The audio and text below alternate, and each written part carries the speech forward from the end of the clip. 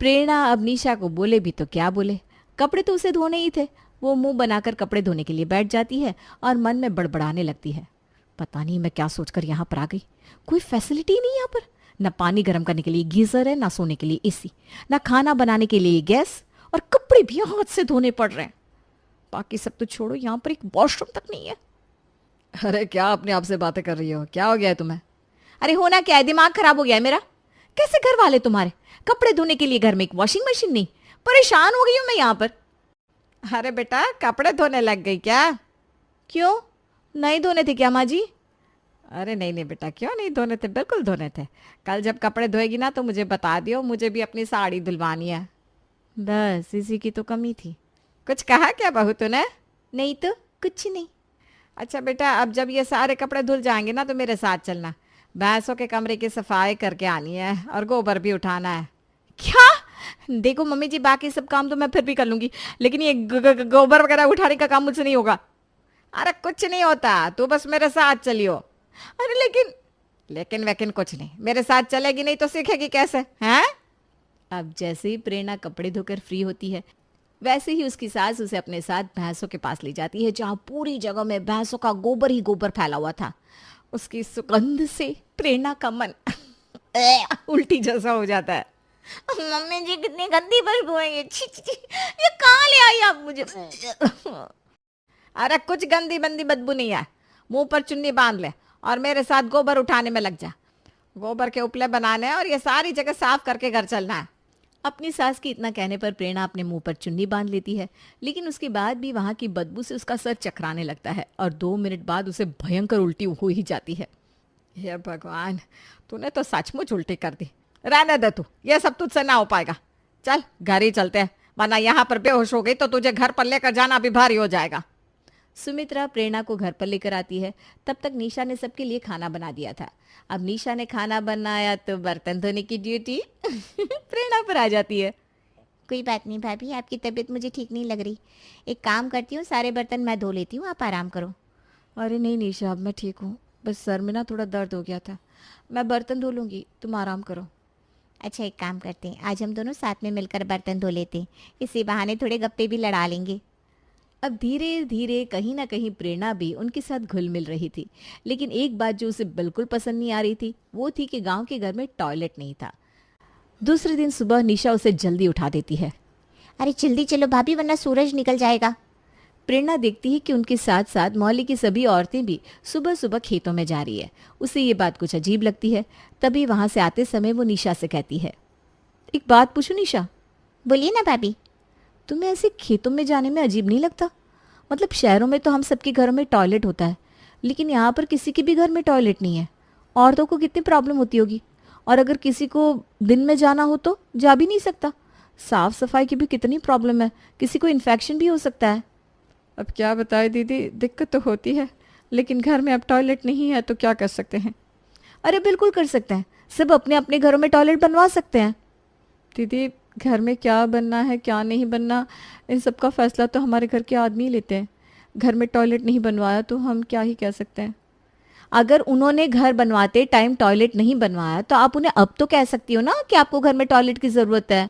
और मुझे पूरा यकीन है अगर आप उन्हें अपनी परेशानी बताओगे तो वो आपकी परेशानी को ज़रूर समझेंगे। ये तो पता नहीं दीदी। अच्छा चलो दीदी, मेरा घर आ गया, चलती हूँ। एक दिन तो जैसे तैसे प्रेरणा वहाँ मैनेज कर लेती है, लेकिन अगले दिन जब सुबह उसे फिर से खेतों में जाना पड़ता है तो वो अंदर ही अंदर बहुत उदास हो जाती है घर आने के बाद। क्या बात है बेटा, बड़ी परेशान परेशान सी लग रही है। कुछ नहीं मम्मी जी, लेकिन आपसे एक बात पूछूं? अरे पूछ, एक क्या दो पूछ। हमेशा से ही हमारे घर में टॉयलेट नहीं है क्या? आप लोग शुरू से ही खेतों में जाते हैं? अरे बेटा, हमारे ज़माने में कहाँ ये टॉयलेट होते थे, और गांव में तो खेत होते हैं तो घर में टॉयलेट की ज़रूरत ही नहीं पड़ती, हम तो खेतों में ही चले जाते हैं। लेकिन मम्मी जी खेतों में जाना ठीक नहीं है ना, आपको कभी ना कभी कोई ना कोई परेशानी तो होती होगी। परेशानी तो होती है, लेकिन अब तो आदत पड़ गई है, इसलिए ज़्यादा फर्क नहीं पड़ता। आपको नहीं लगता मम्मी जी कि हमें घर में टॉयलेट बनवाना चाहिए? निशा भी अभी छोटी है और इस तरह बाहर खेतों में जाना ठीक नहीं है। आप घर में ही टॉयलेट बनवा लो ना। अरे ना बेटा ना, ये सब काम तो हमेशा तेरे पापा जी ने देखा है। घर में क्या बनवाना है क्या नहीं, इन सब का फैसला वही लेते हैं। और मेरी ना उनके सामने कुछ बोलने की हिम्मत ना है। उन्हें जब बनवाना होगा घर में टॉयलेट तो बनवा लेंगे। अरे मम्मी जी, पापा जी आपके हस्बैंड है और उनसे अपनी परेशानी बताने में कैसा डर। अब आप ही मुझे बताओ, अगर आप उनको बोलोगी कि मुझे किसी चीज़ से परेशानी है तो क्या वो आपकी परेशानी नहीं सुनेंगे? नहीं, ऐसी बात नहीं है बेटा। तेरे पापा जी ना मेरी सारी परेशानियां सुनते हैं, लेकिन कभी इस बारे में बात नहीं की ना तो थोड़ा अजीब लग रहा है। ये क्या मम्मी जी, आप भी ना, इसमें कुछ अजीब नहीं है। आप एक बार बात करके तो देखो। अरे तू ना अब मेरे पीछे मत पड़, मुझे सोने दे, बहुत जोर की नींद आ रही है। जा। अब भले ही इस बात से कितना भी भाग लो मम्मी जी, लेकिन गांव में टॉयलेट तो मैं बनवा कर रहूंगी। अब प्रेरणा इस बात को अपने मन में बिल्कुल ठान लेती है। 2-3 दिन बाद खेत से लौटते समय, अरे राधा, ये तुम्हारे घर में क्या बन रहा है? एक और कमरा बनवा रहे हो क्या? अरे नहीं काकी, घर में टॉयलेट बनवा रहे हैं। उस दिन प्रेरणा दीदी ने मुझे इतना समझाया तो मैंने अपने घर में बात की। मुझे लगा था ये मेरी बात सुनेंगे नहीं, लेकिन इन्होंने मेरी परेशानी समझ ली।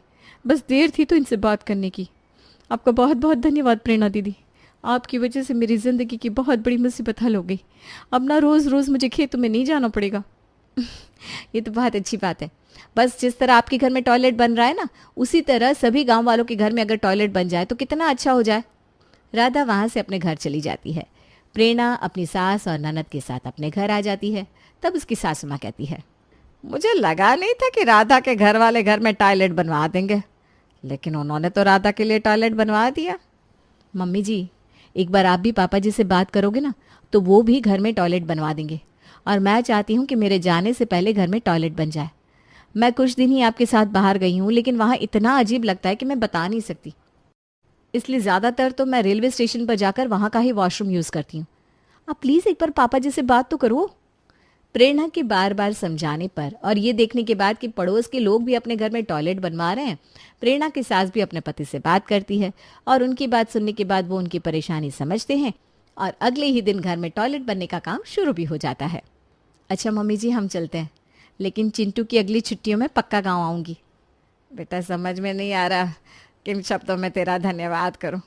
जिस परेशानी से पूरी ज़िंदगी जूझते रहे, कभी उस परेशानी के बारे में उनसे बात नहीं की, लेकिन तूने जो प्रोत्साहन दिया ना हमारी परेशानी को समझकर, हमें इतना समझाया, आज तेरी वजह से ना घर में ये टॉयलेट बन रहा है। हाँ भाभी, मैं जब से छोटी थी ना तब से देखा कि मम्मी ने कभी पापा से इस बारे में सवाल जवाब नहीं किए, और यही आदत मेरी भी बन गई। कभी अपनी परेशानियाँ हम पापा से खुलकर कह ही नहीं पाए। अच्छा हुआ जो आप गांव आई, और आपने सिर्फ हमारी ही नहीं बल्कि गांव की सभी औरतों की परेशानी हल कर दी। आज सबके घरों में टॉयलेट बनने का काम चल रहा है। सच में? मम्मी अब तो सुपर हीरो बन गई। जो प्रेरणा गांव में एक नखरीली बहू बनकर आई थी, आज उसके एक विचार से सभी गांव वालों में जो बदलाव आया था, उससे ज्यादा खुशी प्रेरणा को शायद कभी किसी बात से नहीं मिली थी। वो गांव को अलविदा कहकर जा रही थी, लेकिन अब कहीं ना कहीं उसका मन उसी गांव में बस गया था। उसे इंतजार था तो बस दोबारा उस गांव में आने का, और वही इंतजार गांव की औरतों को भी था, प्रेरणा का फिर से गांव में वापस आने का।